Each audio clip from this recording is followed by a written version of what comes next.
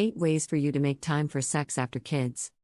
If you're having problems figuring out how to make time for intimacy and sex in your life, you're not alone. In a recent national survey, only 15% of couples reported having sex 2 to 3 times per week. 4% reported having sex more than 4 times a week. We are a sex-starved nation.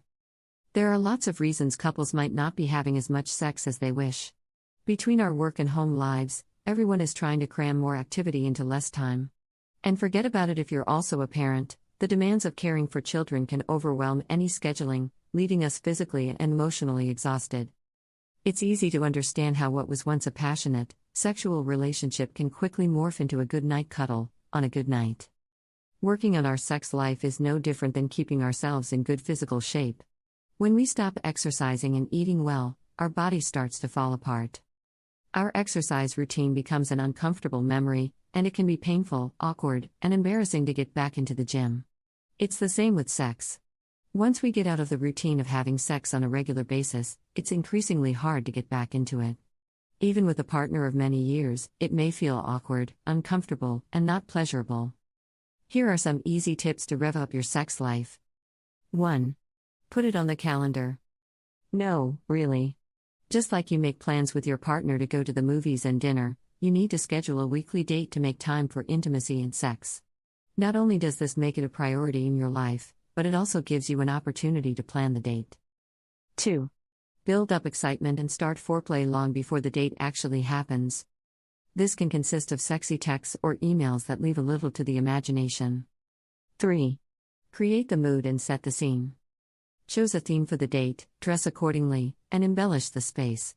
It's amazing how lighting some candles, throwing up some scarves to cover lamps, and playing some sexy music can transform a space.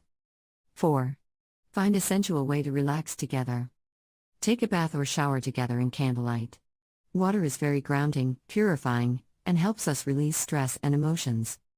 5. Create a ritual for when you move into intimacy. Even if you are about to play out your hottest sexual fantasy, start your date by connecting with each other and sharing some words of appreciation.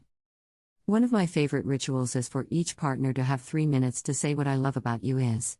And continue to repeat that sentence with new acknowledgments each time while the other partner takes it in. 6. Take the pressure off of sex and remove any goals or expectations. Performance anxiety trips up men and women all the time and takes us out of our body, making it that much harder to experience pleasure. 7. Take judgment out of the bedroom and slow things down. Consider taking turns giving and receiving to each other. So many men are natural givers, wanting to please their partner. But it's important for men to be able to learn how to fully surrender and receive pleasure as well. 8. Keep everyday conversation out of the bedroom. This is not the time to talk about the kids' schedules or the dog or the problems at the office.